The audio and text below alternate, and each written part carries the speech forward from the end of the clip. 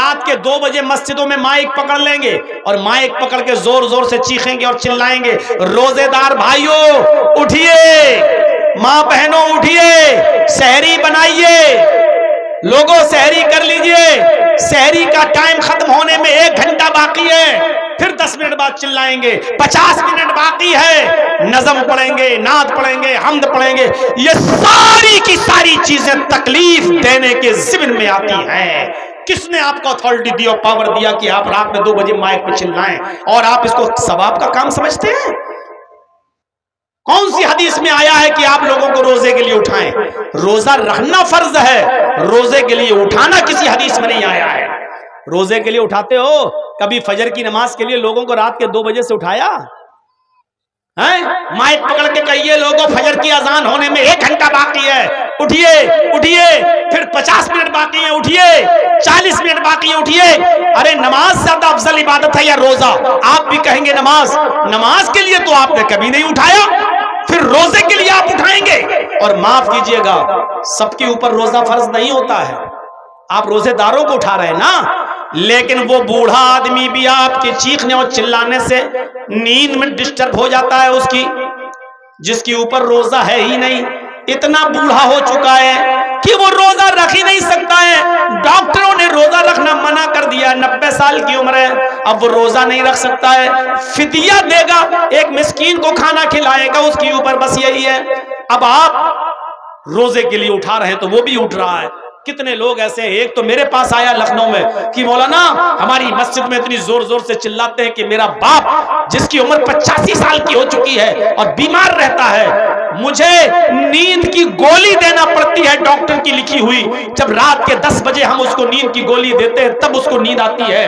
میں نے اس کا پرچہ دیکھا، ڈاکٹر نے اس کی نیند کی گولی میں ڈپران 10 mg لکھا ہوا تھا، 5 mg کی کھانے پر نیند نہیں آتی تھی، ڈپران 10 mg کی لیتا ہے، یہ کھا کر اس کو نیند آ رہی ہے۔ کہا مولانا جب آواز آتی ہے مسجد کی تو میرا باپ جاگ جاتا ہے اور اس کے بعد پوری رات وہ تڑپتا ہے، وہ بچلتا ہے، پھر اس کو نیند نہیں آتی ہے، وہ برین دماغ ڈپریشن کا شکار ہے، بڑی مشکل سے تو وہ سوتا ہے، لیکن رات کے 2 بجے یہ لوگ چیخ چیخ کر ہمارے باپ کو جگا دیتے ہیں۔ اس کو دین کا کام آپ سمجھتے ہو کہ رات کے 2 بجے اٹھ گئے اور چلا رہے ہیں اور بوڑھے کی نیند میں ڈسٹرب ہو رہا ہے؟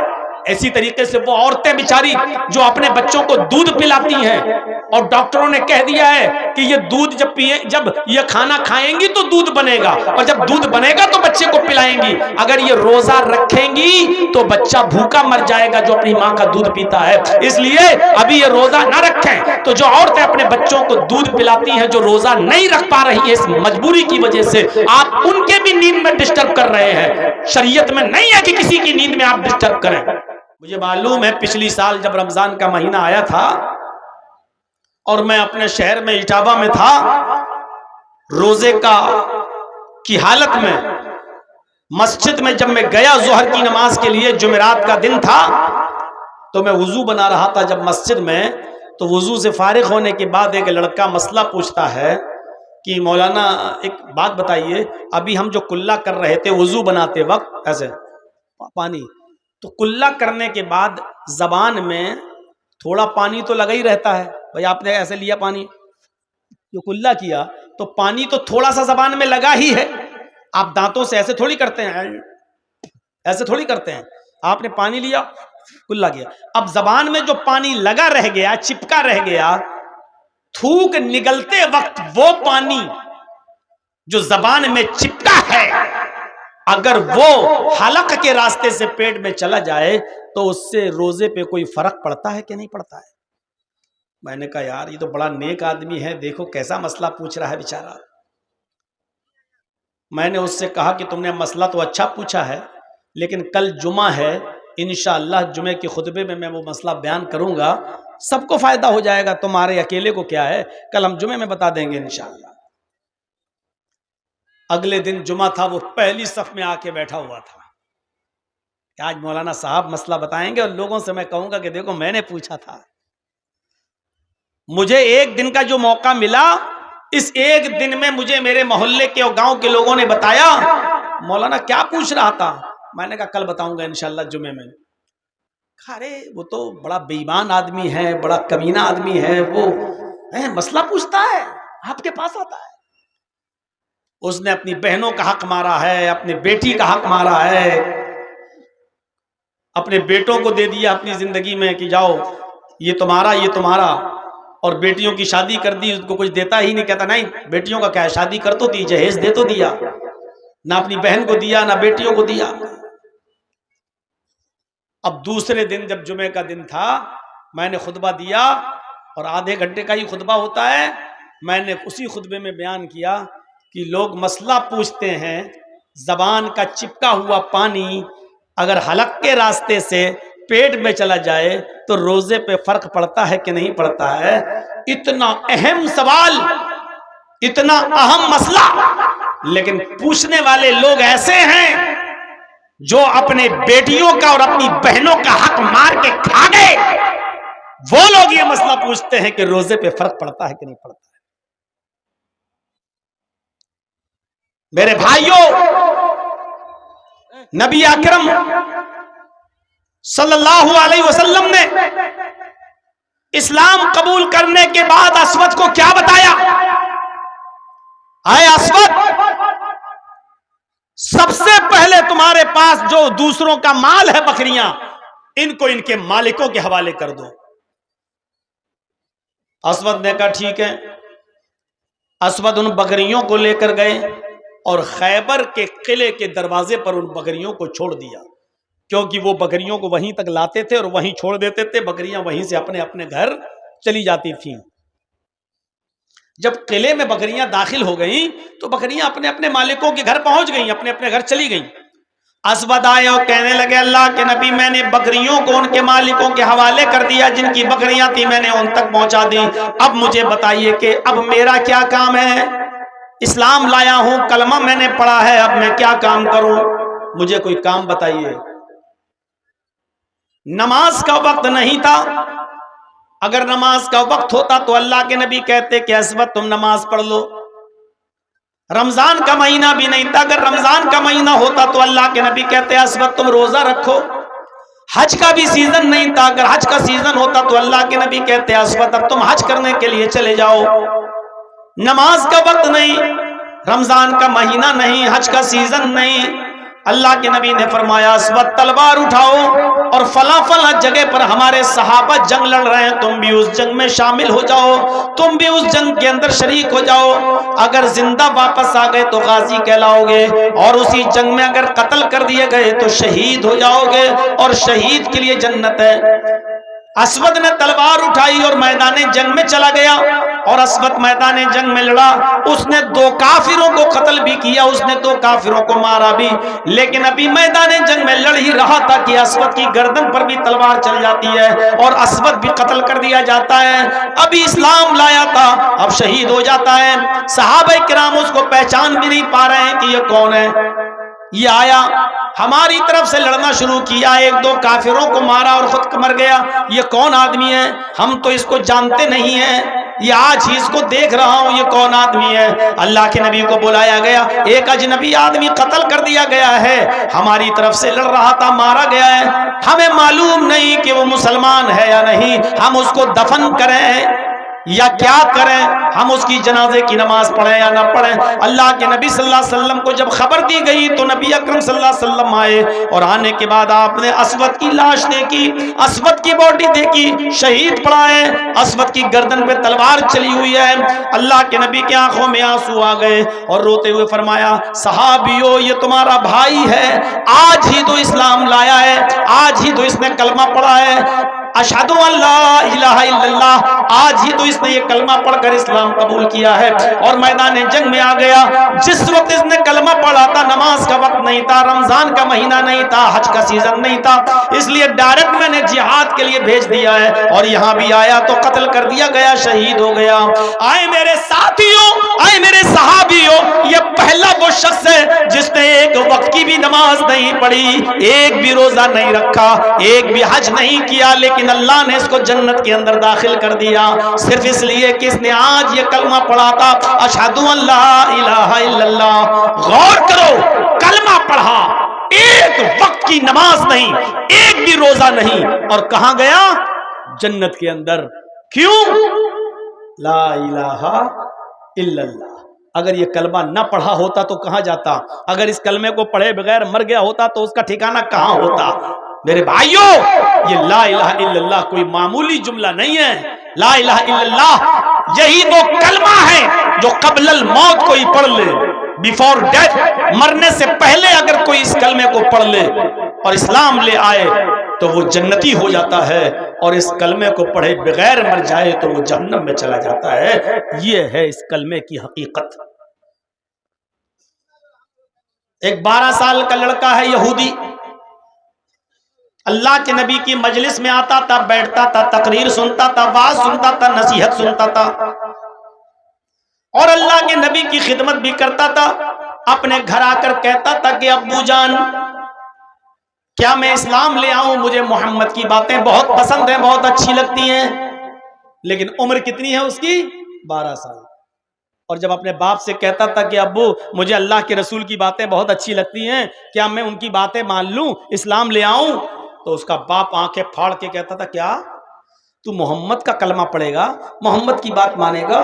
جوتا اٹھاؤں گا بھی، لگاؤں گا، چپل سے ماروں گا۔ بیچارہ ڈر جاتا تھا اور اپنے باپ کے غصے کی وجہ سے وہ اسلام قبول نہیں کر پاتا تھا۔ ایک دن بیمار ہو گیا، کچھ دن بیماری میں مبتلا رہا، لیکن اب اتنا بیمار ہو گیا کہ اس کے بچنے کی کوئی امید نہیں رہی، حالت گمبھیر، سیریس۔ ادھر اللہ کے نبی کو پتا چلا کہ جو یہودی لڑکا یہاں آیا کرتا تھا، میری باتیں سنتا تھا، نصیحت ہم سے حاصل کرتا تھا اور ہماری خدمت بھی کرتا تھا، وہ بچہ بیمار ہو گیا۔ تو اللہ کے نبی نے کہا چلیے ہمدردی اور انسانیت کے ناطے اس بچے کو دیکھنے چلیں، دیکھیں کیا بات ہے، اس کی تیمارداری کرنے کے لیے، عیادت کرنے کے لیے چلیں۔ اللہ کے رسول اس کی عیادت کے لیے گئے، دروازے کو کھٹکھٹایا، اس کے باپ نے دروازہ کھولا، کہا میں محمد ابن عبداللہ تمہارے بچے کو دیکھنے آیا ہوں۔ کہا آئیے۔ اندر آنے کی اجازت مل گئی۔ یہودی کے گھر میں اللہ کے نبی داخل ہوتے ہیں، اس بچے کی حالت دیکھتے ہیں، اس کی کنڈیشن بڑی خراب ہے، آپ اس کے سر کے پاس بیٹھ جاتے ہیں، اس کی حالت بہت خراب، اب مرا کہ تب مرا، روح کب سے انسری سے پرواز کر جائے۔ ایسے موقع پر لوگ مریض کو تسلی دیتے ہیں، کیا کہتے ہیں؟ نہیں نہیں دوا کھاتے رہنا، نہیں تم بہت جلدی ٹھیک ہو جاؤ گے، انشاءاللہ تم صحیح ہو، کوئی بات نہیں، تم صحیح ہو جاؤ گے، اچھے ہو جاؤ گے، اچھے ڈاکٹر کو۔ لوگ یہی تسلی دیتے ہیں مریض کو، لیکن اللہ کے نبی اس کو ایسی کوئی تسلی نہیں دے رہے ہیں۔ آپ اس سے یہ نہیں کہہ رہے ہیں کہ بیٹا تم بہت جلدی صحیح ہو جاؤ گے، آپ یہ نہیں کہہ رہے ہیں، بلکہ اس کی اس حالت کو دیکھ کر آپ کی آنکھوں میں آنسو ہیں، اور آنسو بھی اس لیے ہیں کہ اگر یہ بچہ اسی حال میں مر گیا تو جہنم میں جائے گا، کیونکہ 12 سال کی عمر بالغ ہو چکا ہے۔ عرب کے اندر چھوٹے چھوٹے بچے بالغ ہو جاتے تھے۔ حضرت عائشہ کی شادی 6 سال کی عمر میں ہوئی، اور جب رخصتی ہوئی تو 9 سال کی تھی، اور 9 سال کی عمر میں حضرت عائشہ بالغ ہو گئی، نہیں بالغہ تھی۔ میرے بھائیوں، ماحول اور مزاج کا فرق ہوتا ہے، یہ تو 12 سال کا ہے لڑکا، آپ کی آنکھوں میں آنسو ہیں کہ بچہ مرنے والا ہے، اور اگر اسی کنڈیشن میں مر گیا تو جہنم میں جائے گا، جبکہ اس بچے کا دل اسلام کی طرف مائل ہے۔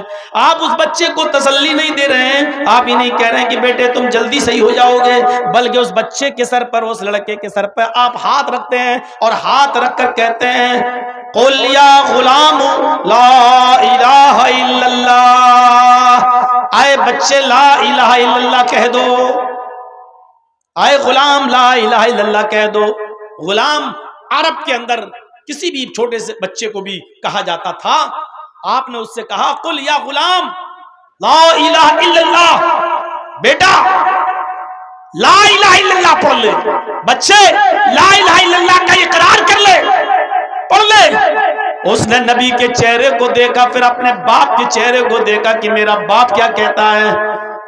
اس کے باپ کو آج رحم آ گیا، اور باپ کہنے لگا کہ بیٹا تمہارا دل محمد رسول اللہ کی طرف لگا رہتا تھا، تم پہلے بھی یہی چاہتے تھے، تمہارا پہلے بھی یہی دل تھا کہ میں محمد رسول اللہ کی باتوں پر ایمان لے آؤں، اور آج بھی تم مجھے دیکھ رہے ہو، تمہارا آخری وقت ہے، اے میرے بیٹے میں نہیں چاہتا کہ مرتے وقت میں تمہارا دل توڑوں. اس باپ کی زبان سے نکلا اطیع ابوالقاسم یا بنیا اطیع ابوالقاسم، اے میرے بیٹے تم ابوالقاسم کی بات مان لو، تم محمد رسول اللہ کی بات مان لو. یعنی اللہ کے نبی تم سے جو کہہ رہے ہیں تم ان کی بات مان لو. یعنی کلمہ پڑھنا چاہو تو کلمہ پڑھ لو، میری طرف سے اب ڈرنے کی ضرورت نہیں ہے، میں کھلی چھوٹ دیتا ہوں. اب اس بچے نے جو 12 سال کا تھا اپنے باپ کی پرمیشن سنی، اجازت سنی، تو فوراً کہنے لگا اشہد ان لا الہ الا اللہ، اشہد ان لا الہ الا اللہ. اس نے یہ کلمہ پڑھا اور کلمہ پڑھتے ہی وہ اسلام لے آیا، کلمہ پڑھتے ہی وہ مسلمان ہو گیا، کلمہ پڑھتے ہی اسلام کے دائرے کے اندر وہ داخل ہو گیا. اور تعجب تو یہ کہ جیسے ہی اس نے کلمہ پڑھا اشہد ان لا الہ الا اللہ، ابھی کلمہ نکلا ہی تھا کہ اس کی کلمے کے ساتھ ساتھ اس کی روح بھی قفس عنصری سے پرواز کر گئی، اس کا انتقال بھی ہو گیا. وہ یہودی بچہ جو ابھی کلمہ پڑھا، کلمہ پڑھنے کے بعد اس کا انتقال ہو گیا، اس کی روح بھی نکل گئی. سب دیکھ رہے ہیں، دھڑکنیں بند، سانس بند. نبی اکرم صلی اللہ علیہ وسلم جو اس کے پاس بیٹھے تھے، جب آپ کو یقین ہو گیا کہ یہ بچہ انتقال کر گیا، یہ بچہ مر گیا، لیکن اب چہرے پر رونا پن نہیں، چہرہ بگڑا ہوا نہیں، بلکہ آپ کے چہرے پر مسکراہٹ آ گئی. اور آپ اس کے سر کے پاس سے اٹھے اور کھڑے ہو کر یہ جملے آپ نے اپنی زبان سے ادا کیے: الحمدللہ الذی انقذہ عن النار. تمام تعریفیں اس اللہ کے لیے ہیں جس نے اس بچے کو جہنم کی آگ میں جلنے سے بچا لیا. تمام تعریفیں اس اللہ کے لیے جس نے اس بچے کو جہنم کی آگ سے محفوظ فرما لیا، جس نے اس بچے کو جہنم کے آگ میں گرنے سے بچا لیا، جہنم میں جلنے سے بچا لیا. میرے بھائیوں، 12 سال تک وہ بچہ کافر رہا، 12 سال تک اپنی منمانی کرتا رہا، 12 سال تک اسلام نہیں لایا، ایمان نہیں لایا. اور جب مرا کلمہ پڑھ کر اشہد ان لا الہ الا اللہ، تو تعجب تو یہ کہ مرنے کے بعد ایک وقت کی بھی نماز نہیں پڑھا، ایک دن کا بھی روزہ نہیں رکھا، ایک بھی حج نہیں کیا، تھوڑا سا مال بھی غریبوں اور مسکینوں میں اللہ کی راہ میں صدقہ اور خیرات نہیں کیا. لیکن اللہ کے نبی کیا کہہ رہے ہیں؟ الحمدللہ الذی انقذہ عن النار. تمام تعریفیں اس اللہ کے لیے جس نے اس کو جہنم کی آگ سے بچا لیا. یہ بچہ کلمہ پڑھتے ہی جنت کے اندر داخل ہو گیا، جہنم کی آگ سے بچا لیا گیا. یہ ہے کلمہ لا الہ الا اللہ. اس کلمے کو کلنکت ہونے سے بچاؤ. لا الہ الا اللہ بھی پڑھو اور کہو بابا 10 سالیں ہو گئیں، 15 سالیں ہو گئیں، بیٹا نہیں ہو رہا ہے، بیٹی نہیں ہو رہی ہے، مجھے بیٹا دلا دو، بیٹی دے دو. یہ کلمے کو کلنکت کرنا ہوا، یہ کلمے پر داغ لگانا ہوا. اور ایسے کلمے کی کوئی ضرورت نہیں اللہ کو کہ تم اللہ کو بھی پکارو اور دوسرے کو بھی پکارو، نہیں. خالصتاً للہ، صرف اللہ کو پکارا جائے گا، بس اللہ سے مانگا جائے گا، بس. اچھا، 2 واقعے میں نے آپ کے سامنے رکھ دیے اور دونوں نے ایک وقت کی نماز نہیں پڑھی اور کہاں گئے؟ جنت میں. ایک اسود اور دوسرا یہ. آئیے اب ایک واقعہ میں آپ کو ایسا بتاتا ہوں کہ آپ تعجب کریں گے. پوری زندگی نبی کی خدمت کی، نبی کا ساتھ دیا، لیکن مرتے وقت کلمہ نصیب نہیں ہوا. نبی کی خدمت کرنے کے باوجود وہ آدمی کہاں گیا؟ جہنم میں گیا. واقعہ سنا ہوگا نا آپ نے ابو طالب کا. کون تھے؟ نبی کے چچا. خدمت کتنی کی، خدمت کتنی کی آپ کو اندازہ نہیں. اللہ کے یہاں سے اندازہ لگائیے. اللہ کے نبی جناب محمد رسول اللہ صلی اللہ علیہ وسلم جب پیدا ہوئے تو باپ کا چہرہ نہیں دیکھا. اللہ کے نبی جب اپنی ماں کے پیٹ سے باہر آئے تو باپ کا چہرہ نہیں دیکھا. باپ پہلے ہی انتقال کر چکے تھے 2 مہینہ. اے بھیا جس کو اٹھنا ہو ابھی سے اٹھ کے چلے جاؤ یار، ایک ایک کر کے اٹھ رہے ہو، ڈسٹرب کر رہے ہو سامنے سے.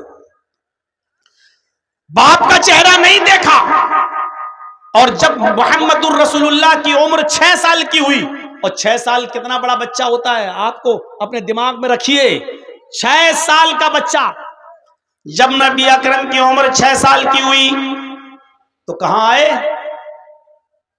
اپنی ماں کے ساتھ مدینے آئے. یسرب اس کا پرانا نام تھا، یسرب. مدینے آئے اپنے ننیال، اپنے نانا ماموں کے یہاں. اور جب ماں 1 مہینہ مدینے میں رہنے کے بعد جب مکے کی طرف پھر لوٹنے لگی تو مدینے سے کچھ ہی تھوڑی دوری پر ایک مقام تھا جس کا نام تھا مقام ابوا، اور وہیں پر محمد الرسول اللہ کے باپ عبداللہ دفن تھے.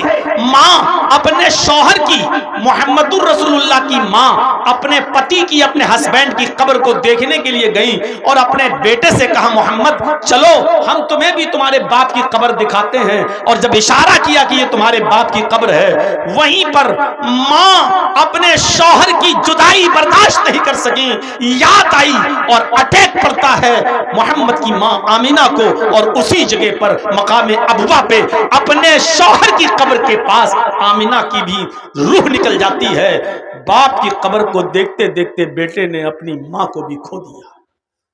سوچئے، باپ کی قبر کو ابھی دیکھ بھی نہیں پایا صحیح سے، اور اسی جگہ پر ماں کا بھی انتقال ہو گیا، اور وہیں پر ان کی ماں کو بھی دفن کیا گیا. سوچو 6 سال کی عمر میں باپ بھی نہیں، ماں بھی نہیں، اب کس نے پالا؟ عبد المطلب نے. لیکن عبد المطلب بھی صرف 2 سال تک پال پائے. یہاں 8 سال کے ہوئے محمد ابن عبداللہ، ادھر عبد المطلب بھی چھوڑ کر چلے گئے. 8 سال کی عمر میں ابو طالب نے اپنے ہاتھ میں لیا اپنے بھتیجے کو، اور 8 سال سے لے کر 25 سال تک اپنے پاس رکھا، کھلایا پلایا، پال پوس کر بڑا کیا. اور 25 سال کی عمر میں پہلی شادی حضرت خدیجہ سے کرائی جن کی عمر 40 سال تھی. میرے بھائیوں، اور 40 سال کے جب آپ ہوئے تو آپ کو نبوت ملی. سوچئے 8 سال سے لے کر 40 سال تک ابو طالب نے خیال رکھا. یہ 32 ایئر 32 سال کی زندگی ابو طالب اپنے پاس رکھے رہے، کھلاتے رہے پلاتے رہے، پروان چڑھاتے رہے. اور جب اللہ کے رسول کو رسالت ملی، نبوت ملی، اور آپ نے جب توحید کی دعوت دی تو دشمنوں سے بچاتے رہے، حفاظت کرتے رہے، یہاں تک کہ جب دشمنی حد سے آگے بڑھ گئی اور تمام کافرین مکہ متفق ہو کر نبی ابو طالب کے پاس آئے اور کہنے لگے کہ ابو طالب اب پانی بہت آگے چڑھ گیا ہے، سر سے اوپر چڑھ چکا ہے، تمہارے بھتیجے کی لنترانی اب ہم نہیں سنیں گے. بہت الٹا سیدھا غلط سلط ہمارے معبودوں کے بارے میں تمہارا بھتیجا بول چکا ہے، اب اس کی زبان پر کنٹرول کرو، اور نہیں کرتے ہو تو ہم اس کو اپنے حساب سے سزا دیں گے. بعد میں یہ مت کہنا کہ میرے بھتیجے کا قتل کر دیا، میرے بھتیجے کو مار ڈالا. ابو طالب نے اپنے بھتیجے محمد کو بلایا اور کہا بھتیجے میرے اوپر اتنا بوجھ نہ ڈالو کہ میں برداشت نہ کر سکوں، میرے ناتواں کندھوں پر، میرے کمزور کاندھوں پر اتنا بوجھ نہ ڈالو کہ میں برداشت نہ کر سکوں. یہ میرے دشمن اب تیرے دشمن بن چکے ہیں، خون کے پیاسے ہیں، تجھے قتل کرنا چاہتے ہیں. تو دین کی دعوت چھوڑ دے، توحید کی دعوت چھوڑ دے، ان کو ان کے اسی حال پر رہنے دے، تو ان کو برا بھلا مت کہے، چھوڑ دے ان کو ان کے حال پر. اللہ کے نبی صفائی پیش کر رہے ہیں. اے چچا میں برا بھلا کہاں کہتا ہوں، میں تو صرف اتنا کہتا ہوں لا الہ الا اللہ کہہ دو کامیاب ہو جاؤ گے. میں تو صرف یہ کہتا ہوں کہ ایک اللہ کی عبادت کرو، ایک اللہ کو پکارو، ایک اللہ کے سامنے سر جھکاؤ، ایک اللہ کی عبادت کرو، اس کے علاوہ تو میں کچھ نہیں کہتا. چچا نے کہا بھتیجے چھوڑ دے ان کو، ان کے حال پر رہنے دے، یہ بھی کہنا بند کر دے اگر میری زندگی میں تجھے کسی نے مار دیا یا قتل کر دیا تو میں اپنے آپ کو نہیں سنبھال پاؤں گا. چچا کا یہ جواب سن کر اللہ کے نبی کے آنکھوں میں آنسو آ گئے. صرف ایک ہی جملہ بولا، آئے چچا جان میں دین کی دعوت سے باز نہیں آ سکتا، میں توحید کی دعوت سے باز نہیں آ سکتا. اگر یہ کافرین مکہ سورج اکھاڑ کے لائیں اور داہنے ہاتھ پہ رکھ دیں، چاند اکھاڑ کے لائیں بائیں ہاتھ پہ لا کر رکھ دیں، پھر بھی میں دعوت دیتا رہوں گا، دین کی تبلیغ کرتا رہوں گا. آپ کی آنکھوں میں آنسو تھے اور آپ اپنے چچا سے یہ کہہ کر جا رہے تھے اگر آپ کو بھی میری مدد نہیں کرنی ہے تو ہٹ جائیے راستے سے، آج کے بعد ہم آپ کو تنگ نہیں کریں گے، آپ کے اوپر بوجھ نہیں بنیں گے، میں اب جا رہا ہوں دوسری طرف. جب آپ نے پیٹھ پھیری روتے ہوئے تو چچا نے آواز دیا اے محمد ابن عبداللہ یا ابن اخی، آئے میرے بھائی کے بیٹے، آئے میرے بھتیجے ادھر آؤ. اللہ کے نبی آتے ہیں، جی چچا میں تیری آنکھ میں آنسو بھی نہیں دیکھ سکتا، تجھے تیرے رب نے جو دعوت دے کر بھیجا ہے جا کھل کر وہ دعوت دے، دیکھتا ہوں میری زندگی میں تیرا کون کیا کرتا ہے، تیرے اوپر کھروچ بھی اگر آ گئی تو میری تلوار میان سے باہر نکل جائے گی، دیکھتا ہوں کہ کون کیا کہتا ہے تجھے، جا تجھے جو دعوت کا حکم دیا گیا ہے تو اس کام کو پورا کر۔ چچا نے اجازت دے دی، باوجود اس کے کہ خطرہ تھا کہ دشمن کہیں محمد کو قتل نہ کر دیں۔ میرے پیارے ساتھیوں، دعوت دیتے رہے، اور ایک دن آیا یہی چچا بیمار ہو گئے، مرض الموت میں مبتلا ہو گئے، آخری وقت آیا چچا کا ابو طالب کا، اب مرے کہ تب مرے، تو اللہ کے رسول اپنے چچا کے پاس بیٹھ گئے، وہی آنکھوں سے آنسو آ رہے تھے، اس لیے نہیں کہ میرے چچا کا انتقال کا وقت قریب ہے، بلکہ اس لیے کہ میرے چچا نے کلمہ نہیں پڑھا ہے، اور بغیر کلمے کے اگر یہ میرا چچا اس دنیا سے چلا گیا تو جہنم میں جائے گا۔ آپ کہتے ہیں قل یا امی لا الہ الا اللہ، اے میرے چچا اپنی زبان سے لا الہ الا اللہ کہہ دو، آئے میرے چچا اپنی زبان سے لا الہ الا اللہ کہہ دو، اور چچا جواب دیتے ہیں نہیں بیٹا۔ اللہ کے نبی نے آگے جو جملہ کہا وہ سنیے گا بڑے غور سے۔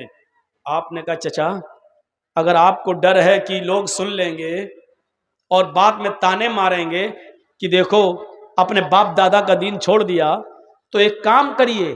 اللہ کے رسول نے اپنا کان بڑھا دیا، اپنے چچا کو اٹھا لیا اور چچا کا منہ اپنے کان میں لگا دیا اور کہا قل یا امی فی اذنی لا الہ الا اللہ، آئے میرے چچا میرے کان میں پڑھ دیجئے لا الہ الا اللہ، کسی کو پتہ نہیں چلے گا، ہم جانیں آپ جانیں، بس میرے کان میں پڑھ دیجئے، میرے کان میں کہہ دیجئے لا الہ الا اللہ۔ قیامت کے دن میں اللہ سے گواہی دوں گا، اے اللہ مرتے وقت میرے چچا نے میرے کان میں لا الہ الا اللہ پڑھا، تو بخش دے، اور انشاءاللہ میں اللہ سے بحث حجت کر کے آپ کو بخشوا لوں گا، اللہ کے سامنے گواہی دے کر میں آپ کو جنتی بنوا دوں گا، اللہ سے سفارش کر کے میں آپ کو جنت میں لے جاؤں گا، میرے کان میں پڑھ دیجئے لا الہ الا اللہ، کسی کو پتہ نہیں چلے گا۔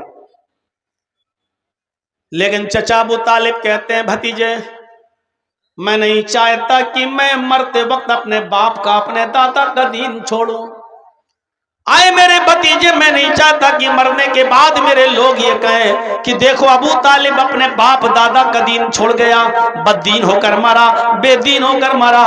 آئے میرے بھتیجے سوری میں تمہارے کان میں بھی لا الہ الا اللہ نہیں پڑھ سکتا، میں چپکے سے بھی لا الہ الا اللہ کا اقرار نہیں کروں گا۔ آئے میرے بھتیجے میں اسی دین پہ مرنا چاہتا ہوں جو میرے باپ کا میرے دادا کا دین تھا۔ ابو طالب نے کلمہ نہیں پڑھا اور ابو طالب کا انتقال ہو گیا، بغیر کلمہ پڑھے مر گئے۔ پوری زندگی نبی کی خدمت کی، پوری زندگی نبی کی سیوا کی، پوری زندگی نبی کو چاہا، پوری زندگی نبی کو مانا، پوری زندگی نبی کا ساتھ دیا، لیکن کلمہ پڑھے بغیر مر گئے۔ کہاں گئے؟ جہنم میں۔ اور ایک بار اللہ کے رسول نے ہاتھ اٹھا کر دعا بھی کی کہ اے اللہ میرے چچا کو بخش دے، وہ مجھے بہت چاہتا تھا، میری بہت خدمت کی، میری بہت دیکھ ریکھ کی، اللہ میرے چچا کو بخش دے۔ اللہ نے آسمان سے جبریل کو بھیج دیا یہ کہتے ہوئے کہ محمد سے کہہ دو کہ کسی مومن کے لیے جائز نہیں ہے کہ کسی کافر اور مشرک کے لیے دعائے مغفرت کرے۔ تیرا چچا حالت کفر میں مرا ہے، وہ جہنم میں جائے گا، 70 مرتبہ بھی اے محمد اپنے چچا کے لیے تم دعا کرو گے تو اللہ تمہاری دعا قبول نہیں کرے گا۔ تیرا چچا کلمہ پڑھے بغیر مر گیا، تیرے چچا کو ہم جہنم ہی دیں گے، جنت نہیں مل سکتی، اس کو بخشیں گے نہیں۔ اللہ تعالیٰ نے محمد الرسول اللہ کی دعا کو ریجیکٹ کر دیا، رد کر دیا، اور کہا کہ تمہاری دعا قبول نہیں کی جائے گی۔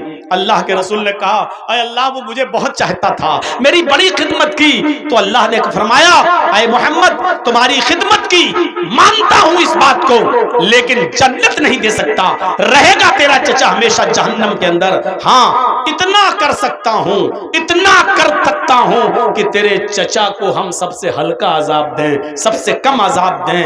اور اللہ کے نبی فرماتے ہیں کہ اللہ تعالیٰ میرے چچا کو سب سے ہلکا عذاب دیتا ہے، ان کے دونوں پیروں کے تلوے کے نیچے، یہ دونوں پیروں کے تلوے کے نیچے آگ کی 2 چنگاری، چنگاری جانتے ہو چولہے میں جب لکڑی جلاتے ہو تو چنگاری نکلتی ہے نا، پھٹ फट से फूटती है एकदम, 2 चिंगारी एक इस पैर के नीचे और दूसरा दूसरे पैर के नीचे रख दी। बस अल्लाह के नबी फरमाते हैं कि पैर के तलवे के नीचे आग की 2 चिंगारी की वजह से भी यगली मिनहुमा दिमागुहु, आग की दोनों चिंगारियों से भी मेरे चचा का दिमाग हांडी की तरह खौलता है। ऐसा लगता है जैसे चूल्हे पर पानी रख दिया जाए और खौल रहा हो, उबल रहा हो। ऐसे ही उन दोनों चिंगारियों से मेरे चचा का दिमाग हांडी की तरह खौलता है। मेरे भाइयों, पूरा वाकया बयान करने का मकसद सिर्फ ये है कि कलमा नसीब जिसको हुआ, एक वक्त की नमाज नहीं पढ़ी, वो तो जन्नत में गया, और जिसने कलमा नहीं पढ़ा उसने पूरी जिंदगी नबी की खिदमत की, नेकी की, नबी के साथ उसने सुलूक किया, लेकिन आखिरी वक्त भी कलमा नहीं पढ़ा तो वो जहन्नम में चला गया, यानी अबू तालिब। तो यही कलमा इंसान को जन्नती बनाता है, यही कलमा इंसान को जहन्नमी बनाता है। ये पहली चीज अभी ला इलाहा इल्लल्लाह पर मैंने थोड़ा ज्यादा वक्त आपका ले लिया। दूसरी चीज पर हम आपको थोड़ा सा खींच कर लाते हैं, अदनाहा इमाततुल अज़ानिक तरीक, रास्ते से तकलीफ दे चीज को हटा देना। आप बाइक से जा रहे हैं या 4 व्हीलर से जा रहे हैं और आपको बीच रास्ते में केले का छिलका पड़ा हुआ दिख जाए तो आपकी जिम्मेदारी बनती है कि आप अपनी गाड़ी को साइड में लगाएं और केले के छिलके को बीच सड़क से हटाकर आप बाहर फेंक दें, क्योंकि आप तो गुजर जाएंगे गाड़ी को दाएं बाएं करके, लेकिन कहीं कोई बूढ़ा आदमी, कोई अंधा आदमी अगर उसका पैर उस केले के छिलके पर पड़ गया और फिसल के गिर गया तो मेरे भाइयों, बुढ़ापे में तो हड्डी जब टूटती है तो जल्दी जुड़ती नहीं है। इसलिए कोई कांटा पड़ा है तो उसको हटा दो, कोई छिलका पड़ा है तो उसको हटा दो, कोई पत्थर पड़ा है तो उसको हटा दो। याद रखिएगा और मसला जान लीजिएगा, जिस तरह रास्ते से तकलीफ दे चीज को हटा देना सवाब है, जिस तरह रास्ते में पड़ी हुई नुकसान देने वाली चीज को हटा देने पर सवाब है, उसी तरीके से जानबूझकर अमदन और कसदन बीच रास्ते में लोगों के गुजरने की जगहों पर जानबूझकर केले का छिलका फेंकना, कांटे फेंकना, कूड़ा फेंकना, नाक झाड़ना, थूकना, बलगम थूकना, बलगम का पलटना, इसी तरीके से पत्थर का फेंकना, ये सब चीजें बाइस अजाब भी हैं और बाइस गुनाह भी हैं। अगर तकलीफ दे चीज को रास्ते से हटाना सवाब का काम है तो जानबूझकर रास्ते में तकलीफ दे चीजों को फेंकना गुनाह भी है। हटाइए। इसी तरीके से आप कोई सामान खरीदना चाहते हैं और आपने बीच सड़क पर अपनी गाड़ी खड़ी कर दी, गलत जगह पर गाड़ी को पार्क करना भी लोगों को तकलीफ देने के जिम्न में आता है। इसी तरीके से आपके घर में शादी हो रही है और घर के बाहर आपने टेंट लगा दिया, जबकि वो गुजरने का रास्ता है, लोगों के आने जाने का रास्ता है, आपने शादी का टेंट लगा दिया। अब आपके घर पे होने वाली शादी में रास्ता आपने रोक दिया, अब लोगों को घूम कर 2 किलोमीटर दूर जाना पड़ता है और घूम कर 2 किलोमीटर दूर से आना पड़ता है। ये भी आप लोगों का रास्ता नहीं रोक सकते हैं, आने जाने वाले रास्ते में। अरे कोई सीरियस कंडीशन में मरीज है बेचारा, जो 5 मिनट में अगर हॉस्पिटल नहीं पहुंचा तो मर जाएगा, सीरियस कंडीशन में पता चला कि रास्ता रुका हुआ है, रास्ता रुका हुआ है, ये आने जाने वालों को तकलीफ देना ये गलत तरीका है। आप रास्ता नहीं रोक सकते हैं किसी का। इसी तरीके से लोगों को तकलीफ देने का एक बहाना ये भी है, अभी रमजान का महीना जो 2 मार्च से शुरू हो रहा है, अभी आप देखिएगा, मुझे नहीं मालूम आपके बिहार को बंगाल में क्या होता है, लेकिन हमारे यूपी में आइए, रात के 2 बजे मस्जिदों में माइक पकड़ लेंगे और माइक पकड़ के जोर जोर से चीखेंगे और चिल्लाएंगे, रोजेदार भाइयों उठिए, माँ बहनों उठिए, सहरी बनाइए, लोगों सहरी कर लीजिए, सहरी का टाइम खत्म होने में 1 घंटा बाकी है। फिर 10 मिनट बाद चिल्लाएंगे 50 मिनट बाकी है, नज़म पढ़ेंगे, नात पढ़ेंगे, हमद पढ़ेंगे। ये सारी की सारी चीजें तकलीफ देने के ज़िम्न में आती हैं। किसने आपको अथॉरिटी दी और पावर दिया कि आप रात में 2 बजे माइक पे चिल्लाएं और आप इसको सवाब का काम समझते हैं? कौन सी हदीस में आया है कि आप लोगों को रोजे के लिए उठाएं? रोजा रखना फर्ज है, रोजे के लिए उठाना किसी हदीस में नहीं आया है। रोजे के लिए उठाते हो? कभी फजर की नमाज के लिए लोगों को रात के 2 बजे से उठाया है? माइक पकड़ के कहिए लोगों फजर की अजान होने में 1 घंटा बाकी है, اٹھیے اٹھیے، پھر 50 منٹ باقی ہیں، اٹھیے 40 منٹ باقی ہیں، اٹھیے۔ ارے نماز سے زیادہ افضل عبادت ہے یا روزہ؟ آپ بھی کہیں گے نماز، نماز کے لیے تو آپ نے کبھی نہیں اٹھایا، پھر روزے کے لیے آپ اٹھائیں گے؟ اور معاف کیجئے گا، سب کے اوپر روزہ فرض نہیں ہوتا ہے، آپ روزے داروں کو اٹھا رہے ہیں نا، لیکن وہ بوڑھا آدمی بھی آپ کے چیخنے اور چلانے سے نیند میں ڈسٹرب ہو جاتا ہے، اس کی، جس کے اوپر روزہ ہے ہی نہیں، اتنا بوڑھا ہو چکا ہے کہ وہ روزہ رکھ ہی نہیں سکتا ہے، ڈاکٹروں نے روزہ رکھنا منع کر دیا، 90 سال کی عمر ہے، اب وہ روزہ نہیں رکھ سکتا ہے، فدیہ دے گا، ایک مسکین کو کھانا کھلائے گا، اس کے اوپر بس یہی ہے۔ اب آپ روزے کے لیے اٹھا رہے ہیں تو وہ بھی اٹھ رہا ہے۔ کتنے لوگ ایسے ہیں، ایک تو میرے پاس آیا لکھنؤ میں کہ مولانا ہماری مسجد میں اتنی زور زور سے چلاتے ہیں کہ میرا باپ جس کی عمر 85 سال کی ہو چکی ہے اور بیمار رہتا ہے، مجھے نیند کی گولی دینا پڑتی ہے ڈاکٹر کی لکھی ہوئی، جب رات کے 10 بجے ہم اس کو نیند کی گولی دیتے ہیں تب اس کو نیند آتی ہے۔ میں نے اس کا پرچہ دیکھا، ڈاکٹر نے اس کی نیند کی گولی میں ڈپران 10 mg لکھا ہوا تھا، 5 mg کی کھانے پر نیند نہیں آتی تھی، ڈپران 10 mg کی لیتا ہے، یہ کھا کر اس کو نیند آ رہی ہے۔ کہا مولانا جب آواز آتی ہے مسجد کی تو میرا باپ جاگ جاتا ہے اور اس کے بعد پوری رات وہ تڑپتا ہے، وہ بچلتا ہے، پھر اس کو نیند نہیں آتی ہے، وہ برین دماغ ڈپریشن کا شکار ہے، بڑی مشکل سے تو وہ سوتا ہے، لیکن رات کے 2 بجے یہ لوگ چیخ چیخ کر ہمارے باپ کو جگا دیتے ہیں۔ اس کو دین کا کام آپ سمجھتے ہو کہ رات کے 2 بجے اٹھ گئے اور چلا رہے ہیں اور بوڑھے کی نیند میں ڈسٹرب ہو رہا ہے؟ ایسی طریقے سے وہ عورتیں بیچاری جو اپنے بچوں کو دودھ پلاتی ہیں اور ڈاکٹروں نے کہہ دیا ہے کہ یہ دودھ جب یہ کھانا کھائیں گی تو دودھ بنے گا، اور جب دودھ بنے گا تو بچے کو پلائیں گی، اگر یہ روزہ رکھیں گی تو بچہ بھوکا مر جائے گا جو اپنی ماں کا دودھ پیتا ہے، اس لیے ابھی یہ روزہ نہ رکھیں۔ تو جو عورتیں اپنے بچوں کو دودھ پلاتی ہیں جو روزہ نہیں رکھ پا رہی ہیں اس مجبوری کی وجہ سے، آپ ان کے بھی نیند میں ڈسٹرب کر رہے ہیں۔ شریعت میں نہیں ہے کہ کسی کی نیند میں آپ ڈسٹرب کریں۔ اللہ کے نبی صلی اللہ علیہ وسلم تو تہجد کی نماز پڑھنے بھی جب اٹھتے تھے تو اتنے آہستہ سے اٹھتے تھے کہ ان کی بیوی حضرت عائشہ نہ جاگ جائیں، بیوی حضرت عائشہ کی نیند نہ کھل جائے، اور آپ مائک پہ پکڑ پکڑ کے چیخیں اور چلائیں کہ روزے دار بھائیو اٹھیے اور سحری کیجئے، اٹھیے اور سحری بنائیے۔ یہ چیز باعث ثواب نہیں بلکہ باعث گناہ ہے، کیونکہ آپ تکلیف دے رہے ہیں ان لوگوں کو بھی جن کے اوپر روزہ فرض نہیں ہے۔ حاملہ عورت جس کے پیٹ میں بچہ ہے، ڈاکٹر نے منع کیا بھی روزہ نہیں رکھیں، اگر روزہ رکھیں گی تو بھوکا رہنا پڑے گا، اور جب بھوکا رہیں گی تو پیٹ میں جو بچہ پل رہا ہے اس کو جب غذا کی چیز نہیں ملے گی تو بچہ پیٹ میں مر جائے گا۔ کہا وہ روزہ نہیں رکھ سکتی ہے لیکن آپ ان کی بھی نیند میں ڈسٹرب کر رہے ہیں، چھوٹے چھوٹے بچوں کو بھی آپ جگا رہے ہیں، تو یہ چیز تکلیف دینے کے ضمن میں آتی ہے۔ اماطۃ الاذان طریق، راستے سے تکلیف دہ چیز کو ہٹا دینا بھی ایمان کا ایک حصہ ہے۔ اور تیسری چیز اس حدیث میں بتائی گئی ہے والحیاء شعبۃ من الایمان، حیا بھی ایمان کا ایک شعبہ ہے۔ آج شرم و حیا ہمارے معاشرے سے نکل گئی، شرم و حیا ختم ہو گئی۔ بخاری کی حدیث ہے، اللہ کے نبی نے فرمایا اذا لم تستحی فافعل ما شئت، جب تیرے اندر شرم نہ رہی، جب تیرے اندر سے شرم نکال لی گئی تو پھر جو تیرا دل چاہے وہ کر، یعنی جب شرم ہی نہیں رہے گی تو انسان کے دل میں جو آئے گا وہ کرے گا، جو آئے گا وہ کرے گا، شرم نہیں رہی۔ اور اس ویسٹرن کلچر نے، اس پشچمی سمجھتا نے، اس مغربی تہذیب نے آج شرم و حیا کا جنازہ مردوں کے اندر تو چھوڑیے عورتوں کے اندر سے بھی نکال کر رکھ دیا ہے۔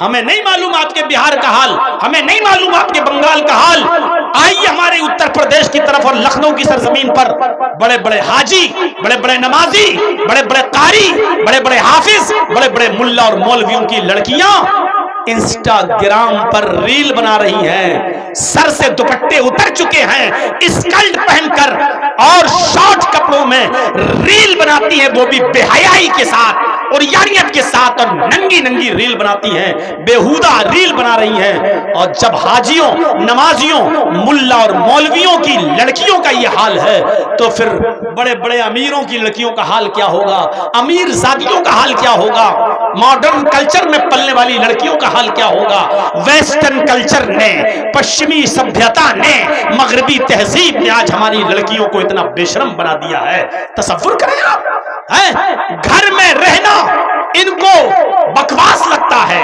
گھر میں کہتی ہیں یہ 4 دیواری میں قید کر کے رکھ دیا ہے. واہ میری بیٹیوں، واہ میری قوم کی بچیوں، واہ میری قوم کی بہنوں، اپنے گھر میں رہ کر اپنے باپ کے لیے کھانا بنا دینا شرم کی بات ہے. اپنے بھائی کے لیے کھانا بنا دینا شرم کی بات ہے. ایئر ہوسٹس بن کر ہوائی جہاز میں، ایروپلین میں پیسنجرز کو کھانا سرو کرنا ترقی کی بات ہے. واہ، یہ کون سی عقل پسندی ہے اور عقل کا دائرہ ہے کہ تم اپنے بھائی کے لیے کھانا بناؤ تو یہ ذلت سمجھتی ہو، اپنے گھر میں اپنے باپ کے لیے کھانا بناؤ تو اس کو تم اپنی انسلٹ سمجھتی ہو، اور تم جب ایئر ہوسٹس بن جاؤ تو پیسنجرز کے سامنے کھانا سرو کرو، بریک فاسٹ سرو کرو تو تم اس کو اپنے لیے ترقی کی راہ سمجھتی ہو. اپنے گھر میں اپنے بھائی اور بہنوں کے کپڑے دھل دینا اور صاف کر دینے کو تم اپنے لیے شرم سمجھتی ہو، اور ہاسپٹل میں نرس کا کام کر کے مریضوں کا زخم صاف کر دینا اور دوسروں کے کپڑوں کو دھل دینا اس کو تم اپنے لیے قابل فخر سمجھتی ہو.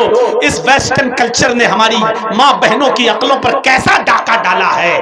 اللہ کے نبی نے سچ فرمایا، اذا لم تستحی فافعل ما شئت، جب شرم و حیا نہیں رہی تو جو تیرا دل چاہے وہ کر. ہم اہل حدیث ہیں، ہمارے یہاں عورتوں کا مسجد میں نماز پڑھنے آنا جائز ہے، بلکہ اللہ کے نبی نے یہ بھی فرمایا کہ اگر تمہاری عورتیں مسجدوں میں نماز پڑھنے آنا چاہیں تو ان کو مسجدوں میں نماز پڑھنے سے مت روکو، اگر وہ آنا چاہیں تو آنے دو. لیکن اس کے باوجود، اس کھلی ہوئی اجازت کے باوجود اللہ کے نبی کیا کہہ رہے ہیں؟ اے عورتوں، تمہارے لیے گھر میں نماز پڑھنا مسجد میں نماز پڑھنے سے زیادہ افضل ہے. عورتیں مسجد میں آ سکتی ہیں نماز پڑھنے، عورتیں مسجد میں جا سکتی ہیں نماز پڑھنے. عورتوں کو اگر وہ اجازت مانگیں اپنے بھائیوں سے، اپنے باپ سے شادی سے پہلے اور شادی کے بعد اپنے شوہر سے، میں مسجد میں نماز پڑھنے جانا چاہتی ہوں، تو نہ شوہر کو روکنے کا حق ہے، نہ باپ کو، نہ بھائی کو. مسجد میں اگر نماز پڑھنے جا رہی ہیں تو ان کو مت روکو. اللہ کے نبی نے کہا اجازت دے دو، وہ مسجد میں نماز پڑھنے جا سکتی ہے. اس اجازت کے باوجود اللہ کے نبی کیا کہہ رہے ہیں؟ عورتوں کا مسجد، گھر میں نماز پڑھنا مسجد میں نماز پڑھنے سے افضل ہے. اور جب اللہ کے نبی یہ کہہ رہے تھے اس وقت بھی عورتیں مسجد میں نماز پڑھنے آیا کرتی تھی، کیونکہ ان کا عقیدہ یہ تھا کہ ہم نبی کے پیچھے نماز پڑھیں گے تو ہمیں کتنا ثواب ملے گا، ہم محمد الرسول اللہ کے پیچھے نماز پڑھنے کا شرف ہمیں حاصل ہو رہا ہے. نبی کے اس حدیث کے بعد، کہنے کے بعد کہ عورتوں کا گھر میں نماز پڑھنا مسجد میں نماز پڑھنے سے افضل ہے، یہ کہنے کے بعد بھی میرے بھائیوں، اس کے باوجود بھی اللہ کے نبی صلی اللہ علیہ وسلم نے اجازت دی کہ عورتیں مسجد میں آ سکتی ہیں اور جاتی تھیں.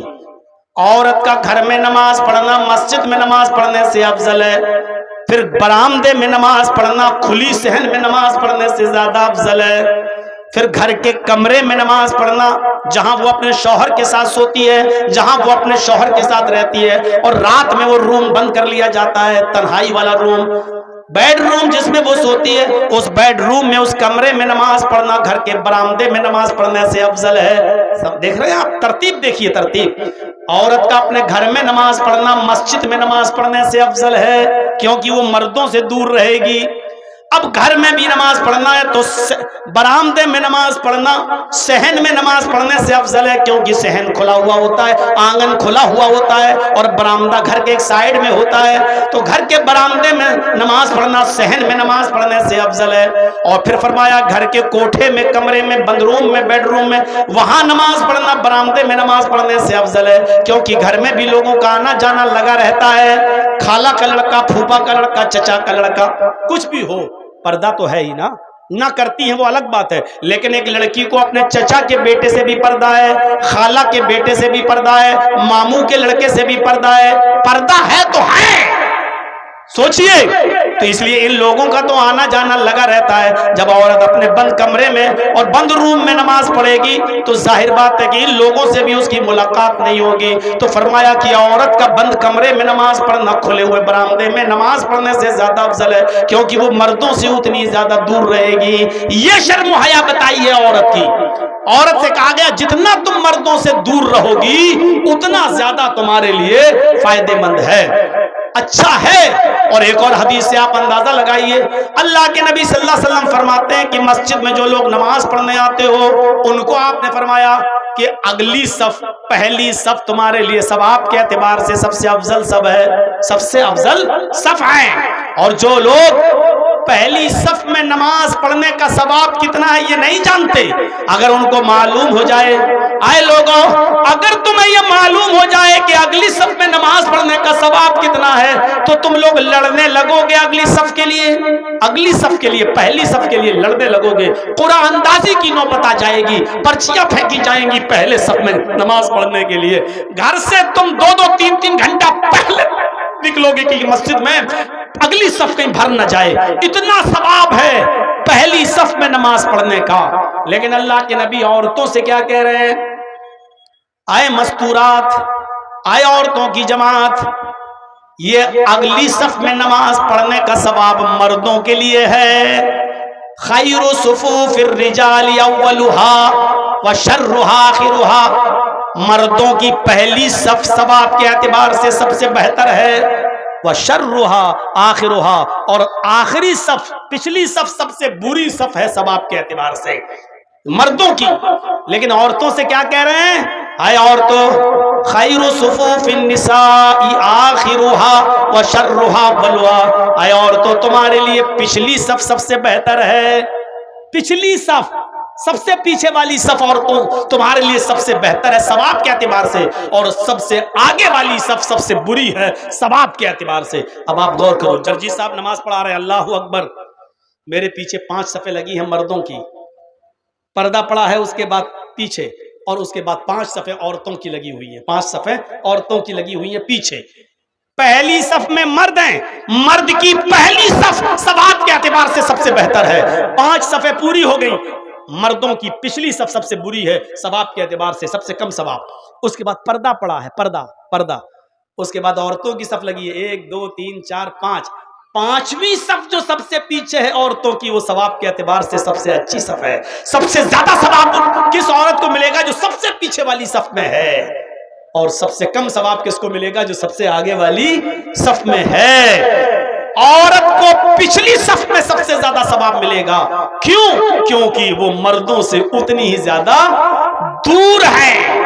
پہلے تو عورتوں کو چاہیے کہ وہ گھروں میں نماز پڑھیں، لیکن اگر مسجد میں آنا چاہیں تو اجازت ہے، چلو آ گئی، آنے کے بعد بھی یاد رکھو کہ تمہاری پچھلی صف سب سے بہتر صف ہے۔ یہ شرم و حیا بتائی ہے عورت کو اسلام نے کہ تم مسجد میں بھی آؤ جہاں اچھے لوگ آتے ہیں، نیک لوگ آتے ہیں، اور کوئی کتنا بھی بڑا کمینہ، کتنا بھی بڑا بدماش قسم کا انسان ہی کیوں نہ ہو، لیکن وہ مسجد میں تمہارے ساتھ غلط کام نہیں کر سکتا۔ مسجد کا ادب و احترام اتنا تو ہے اس کے اندر، جو مسجد میں تمہارے ساتھ غلط کر ہی نہیں سکتا، تمہاری عزت پہ ڈاکہ ڈال ہی نہیں سکتا، اس کے باوجود کہا کہ تمہاری پچھلی صف سب سے افضل ہے، کیونکہ تم ان سے دور ہو۔ تو بازاروں میں جانے کی اجازت کس نے دے دی؟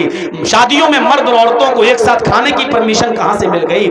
اور 10 سال سے بڑی لڑکی کو کالج میں، یونیورسٹی میں لڑکوں کے ساتھ بیٹھ کر ایک ہی بینچ اور ایک ہی کلاس میں پڑھنے کی پرمیشن کہاں سے مل گئی؟ اور کالج کی کینٹین میں ایک ساتھ چائے پینے کی پرمیشن کہاں سے مل گئی؟ میرے بھائیوں، ان تمام چیزوں پر غور کرو۔ اللہ کے نبی صلی اللہ علیہ وسلم نے فرمایا شادی کے موقع پر بھی لڑکی سے زبردستی مت کہو نکاح قبول کیا، کہلوایا جاتا ہے نا، لڑکے کا نکاح ہونے سے پہلے لڑکی سے پوچھا جاتا ہے کہ فلاں لڑکے کے ساتھ تمہارا نکاح ہو رہا ہے، تم نے قبول کیا؟ کیا تمہیں لڑکا قبول ہے؟ تو بیچاری بولتی نہیں ہے شرم کی وجہ سے، تو زبردستی یہ کٹ ملا جو جاتے ہیں جاہل، یہ زبردستی کہلواتے ہیں، اس میں ایک وکیل ہوتا ہے، 2 گواہ ہوتے ہیں، قبول کیا؟